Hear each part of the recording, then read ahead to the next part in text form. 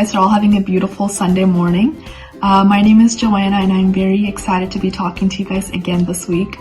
I hope you guys were able to keep up with the lessons that we had the last couple Sundays where we talked about the shield of faith and the helmet of salvation, because today we're going to be continuing our series and talking about the sword of the Spirit.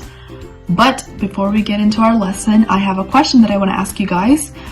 So my question for you this week is, what is a hobby or something interesting that you guys have been doing while you were at home? So for me, it's something that I've been doing to help me relax lately has been painting. And I have a painting that I want to show you guys here that I finished a couple days ago. So I don't know if anyone wants to take a guess on what my favorite color is from looking at my bedroom walls or from the colors of this painting. But if you're thinking blue, you are absolutely correct. So take some time and think about what you've been doing, and then we will get into our lesson. Alright, so our story today is found in the book of Matthew, which is the very first book in the New Testament, and we're going to be in chapter 4, verses 1 through 11. And so our story starts with Jesus going into a very hot desert. And Jesus was in this hot desert for 40 days and 40 nights. And while he was there, Jesus did not eat or drink anything. And so while he was in the desert, Jesus' enemy shows up and he tries to trick Jesus into doing all sorts of wrong things. But Jesus knew what God's word said, and he was able to tell the enemy no.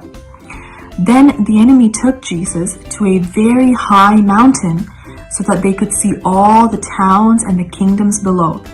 And the enemy promised Jesus that everything you see can be yours if you just worship me instead of worshiping God.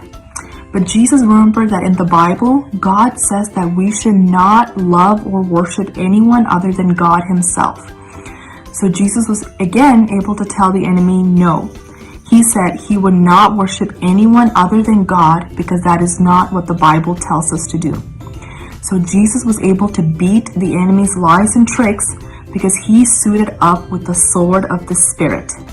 So when we know what God says in the Bible can become our sword also.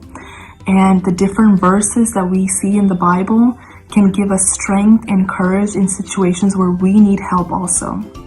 So that is why it's very important that we take time to memorize the different verses in the Bible and spend time in prayer with God.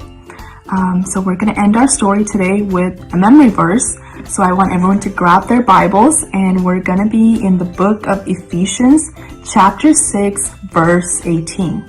And it says, "And pray in the Spirit on all occasions with all kinds of prayers and requests."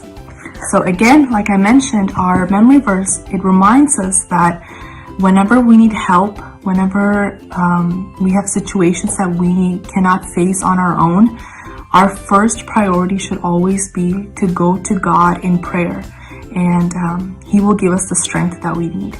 So I hope you guys were able to learn something from today's lesson and that you guys enjoyed it. And I want to wish you guys a very happy Sunday, and I hope you guys all have a blessed week ahead. And I will hopefully see you guys again soon. Bye.